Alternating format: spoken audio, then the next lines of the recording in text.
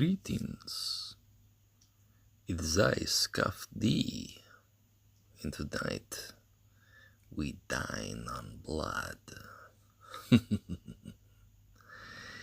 I'm actually doing this to answer a bit of my lodge mate, Agrash.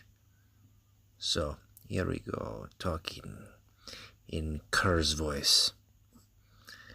Trying to keep it down because it is the midnight hour.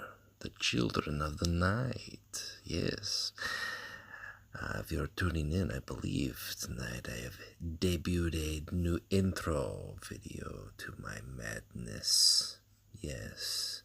Now let us delve into the midnight hour, into the darkness, into the Curze. We are only days away from the madness of the burning of Prospero. 2 days, 4 hours. At this point in time, the Istvan atrocity is ending. Brothers have slayed brothers. Now it is time for vengeance, for vindication. Yes. I've been playing Curze for the last month and 6 days. 2 months is my goal with him. I do not know if I'll be able to make it because once the Prospero burns and the wolves are unleashed, Curze's tactics must change. I must become Nighthaunter. I don't know how this will fare. We shall see. I hope the beard is not making this accent sound as if it is something other than what it is.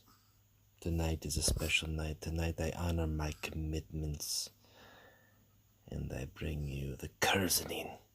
So, with the Curze, what are we doing? Let us take a look at the darkness and the depravity. A Curze deck can exist in several different ways. But most notably, you want certain cards. You want the Reaper of Galdrak. You want the Firewalkers. You want the Raven. That is your closer. That is your destruction. You want the Talent of Murder. Do you want 1 or 2? That is up to you. Most Curzes run at least 1 asteroid's belt to reach that higher energy curve, and his madness all the more quicker. What does his madness do, you ask? Well, his madness is quite simple. It brings him to... well, there's the Raven. I'll just go into the collection. Let us see what the madness does. It unleashes the Nighthaunter. And in Nighthaunter mode, Curze has sneak attack, and every time he destroys a unit, he has a battle honor. He gains stealth. And that is vicious. It allows him to last long times in the shadows. Curze is indeed a hard Primarch to pin down, a hard Primarch to kill. Even his brother Lionel Johnson could not do it. He was a man of honor. What honor did he know? He broke his sword of oath for Curze. Look it up. The ending of Imperium Secundus was all caused by 1 Primarch, and that is I, the Nighthaunter. So, as you can see, I've been playing around with the Curzes. I played around with Sevatar because he is now fixed. We shall see. We shall see. Curze suffers a long-term matchup against warlords such as the Iron Hands and their ability to heal. Dual servo arms is not the game that Curze wants to play. Thaddeus Fayle, this is a game that went quite some time with Vandalist. He's a new up-and-coming. If you have not already seen it, perhaps you can witness here what Fayle is potentially capable of, and how difficult it can still be to pin down a Curze warlord. Because flank does nothing if your warlord is the only unit on the board, or if your warlord is stealthed and your other units are stealthed. Indeed, it's pretty hard, it's pretty difficult, it's pretty Frustrating, yes. Now, obviously, Fayle lacks some Legion-based cards, but he does have access to a wide pool of anti-stealth, and his ability to continuously draw troops. You never know what you might face. You might face high-cost troops, you might face low-cost, it depends. It remains to be seen, quite frankly. And in this game here, he starts off with the shield generator. That was going to hurt. So, what are some strategies when you're playing the Nighthaunter? Well, his ability to reduce the attack of a unit by 1 for 2 energy allows him initially to hold his own for the first 2 or 3 turns. But after that, perhaps he delves deeper into the higher cost of his cards, the Firewalkers, the 5s and the 6s, the Reapers of Kaldrak, his ability to put high, powerful cards that control a board. That is where he begins to turn the tide, yes. And one thing that is interesting with Curze is his lines are so wonderful. At first, these seem peaceful. That is him as Konrad Curze. Once he turns into Nighthaunter, they take on a darker tone. Understand it. To understand his madness, you must ask yourself, what would it be if you could see the future, and the future was the 41st millennium? Now, thankfully, I drew into that rule of fear. And with Rule of Fear, I was able to destroy the Jubak. Jubak often can put out some very, very painful cards.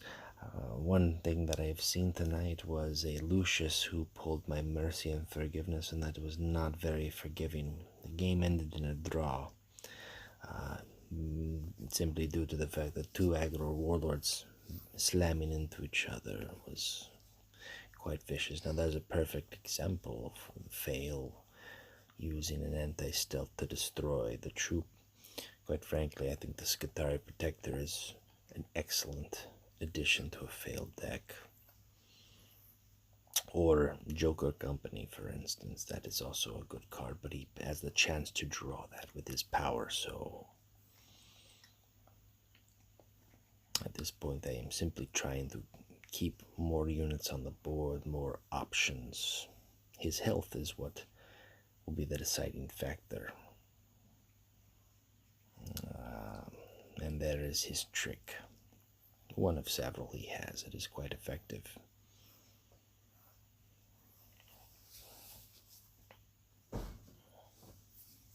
How do you fight Curze, you might ask? You might say to yourself, how do I fight a Curze who can continuously hide from me? That is difficult. You need much anti-stealth.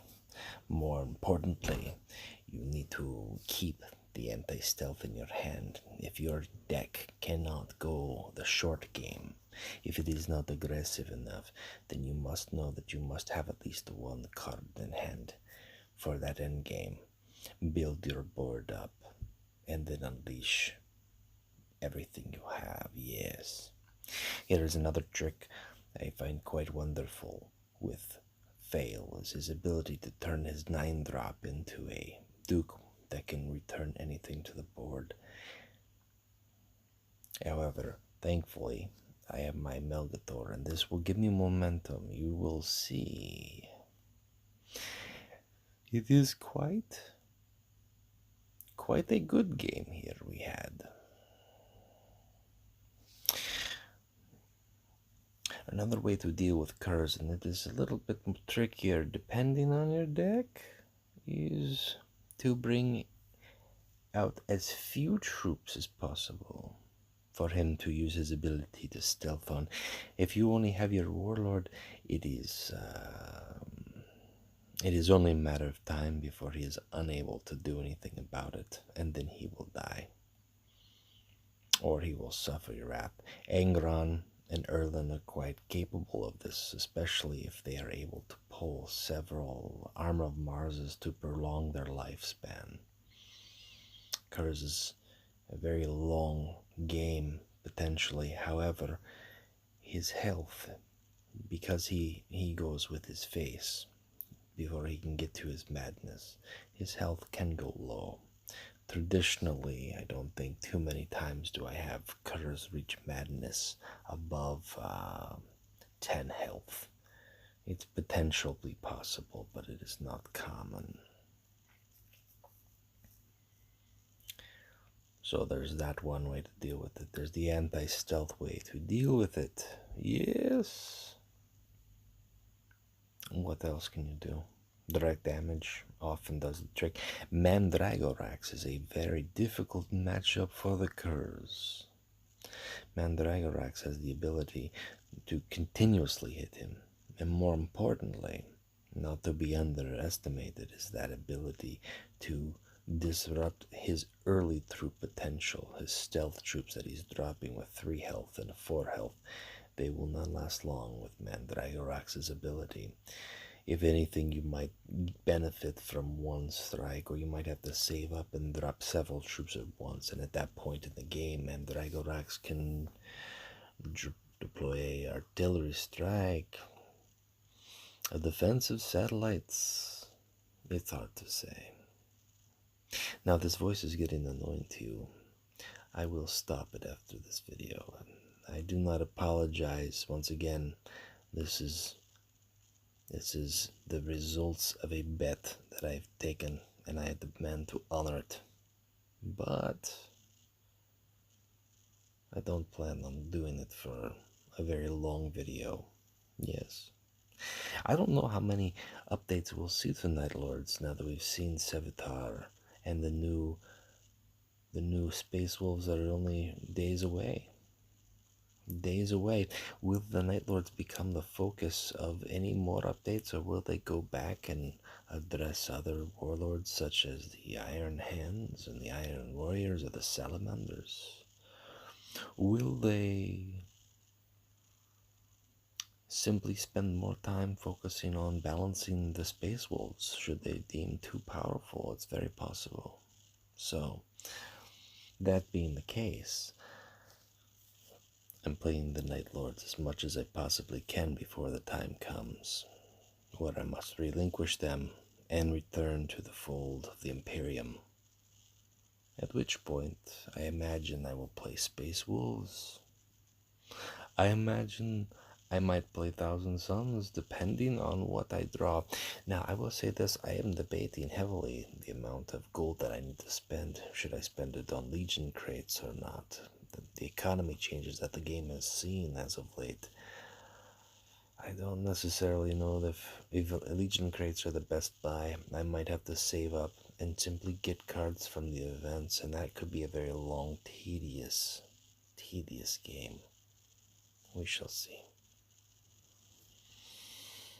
Now, at this point, I am simply playing top deck, and this is a potential problem that the Curze faces as the game progresses. In this matchup particularly, it is even more so for the simple fact that Fayle is continuously getting 2 cards a turn. Well, it's very frustrating. However, the cards that Curze can pull out at the late game, the Raven, makes the lethal range for Curze at a 12 health. And if he can get Fayle at 12 health, and he can last out long enough and hide in the shadows long enough when he pulls the Raven, then he will end the game. And that is how it simply must be played. Now, my opponent here is continuously dropping troops. He's trying to whittle down the amounts that I can hide with. And that's a very smart move. It's not unsmart at all. However, as the more troops that are on the board, the more targets there are forming. And most importantly, especially with the shield generators and the fortress, while those might provide an initial benefit when I only have 1 card or 2 cards in hand, those are taking up 2 very vital slots for higher cost troops or more damaging troops. So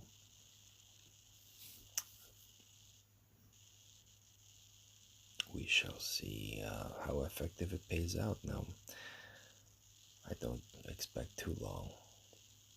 I'm trying to remember how long this game went. It was very long. I don't know what turn we are on anymore. As my good friend the Count would say, 10 wonderful energy. Ah, ah, ah.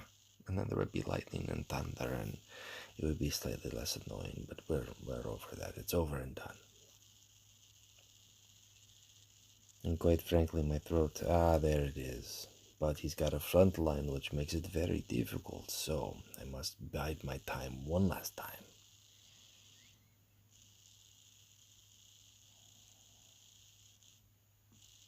And now I've got troops on table. He has used both of his melta bombs. And even if he brings out a beefy front line, I have the options available to me.